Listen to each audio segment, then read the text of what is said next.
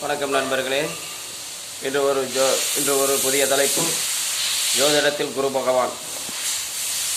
குரு ஜோதிடத்தில் ஒரு முழு சுப கிரகணமாகும். முழு சுபர். அவர் ஜாதகத்தில் எந்த இடத்தில் இருந்தாலும் அந்த இடத்துக்கு தகுந்தாற்போல் அவர் பலன்களை வாரி வழங்குவார்.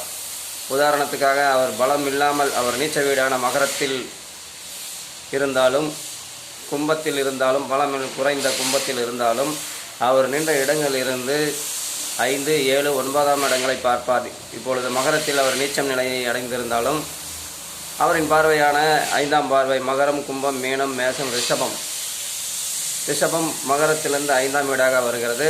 புத்திரஸ்தானமாகும் மகர ராசிக்காரர்களுக்கு. அப்பொழுது அந்த புத்திரர்கள் வழியாக அந்த குடும்பத்திற்கு நன்மையை அடைய செய்வார். புத்திரர்கள் நன்றாக வளர்ந்து நன்றாக படித்து ஒரு பெரிய தொழில் அதிபர்களாக, மேதைகளாக, பணக்காரர்களாக வளம் வருவார்கள். அவருடைய 7ஆம் பார்வையாக சிம்மத் 7ஆம் பார்வையாக கடகத்தை பார்க்கிறார்.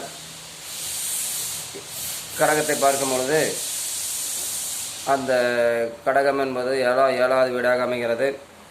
7வது வீடு என்பது கலத்திர சாணம், மனைவியை குறிக்கிற இடம். அந்த மகர இலக்கணத்துக்காரருக்கு நல்ல மனைவியாக அமைந்து குடும்ப பொறுப்புடன், குடும்ப ரகசியங்களை வெளியில் சொல்லாமல், சண்டை சச்சரவு இல்லாமல் நற்குணங்களோடு உடைய மனைவி அமைவார்.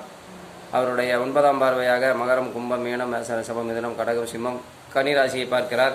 கன்னிராசி குரு பகவானுக்கு எதிரியினுடைய வீடு, புதனுடைய வீடு. அப்படி இருந்தாலும் அந்த பார்வை பலன் 9வது இடம். காரக பலன் படி பார்த்தால் 9ங்கிறது தந்தையை குறிக்கும். அந்த மகர ராசிக்காரர்களின் தந்தைக்கு நீண்ட ஆயிலும் உழைக்கக்கூடிய தன்மையும் நற்குணங்களையும் பெற்றவராக இருப்பார். நல்ல உழைப்பாளியாகவும் இருப்பார். நல்ல குணத்தோடும் இருப்பார். மகன்களுக்கு, புத்திரக்காரர்களுக்கு நல்ல உதவி செய்து குடும்பத்தை கட்டுக்கோப்பாக வைத்திருப்பார். நீண்ட ஆயுளை கொடுப்பார். நற்குணங்களை கொண்டவராக இருப்பார். இப்படி அவர் பலம் குறைந்த மகரத்தில் இருந்தாலும், கும்பத்தில் இருந்தாலும் இந்த நன்மை அவர் செய்யாமல் இருக்க மாட்டார். ஆனால் மகரம், கும்பங்களில் இருந்துவிட்டால் வேறு ஒரு பிரச்சனையும் இருக்கிறது. தன் தந்தைக்கு இந்த புத்திரர்களுடைய சிறு வயதில் ஒரு பெரிய பண இழப்பை கொடுத்து விடுவார். குறிப்பாக ஒரு 10 வயதுக்குள் எப்படியோ ஒரு இழப்பை கொடுத்து விடுவார். அல்லது தொழிலில் கூட்டாளிகளிடமிருந்து ஏமாறுவது,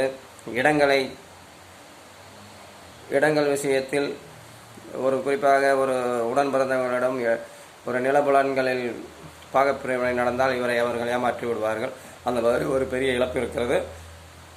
மீண்டும் அந்த இழப்பை எல்லாம் ஈடுகட்டும் விதமாக இந்த புத்திரர்கள் வளர அவர்களுக்கு நன்மை பயக்கும். மீண்டும் வேறொரு தலைப்பில் வேறொரு நாளில் சந்திக்கலாம் நண்பர்களே. அதுவரை உங்களிடமிருந்து விடைபெறுவது உங்கள் அன்பு நண்பன் Anbazhagan. Please subscribe my channel. Please support me. Please like.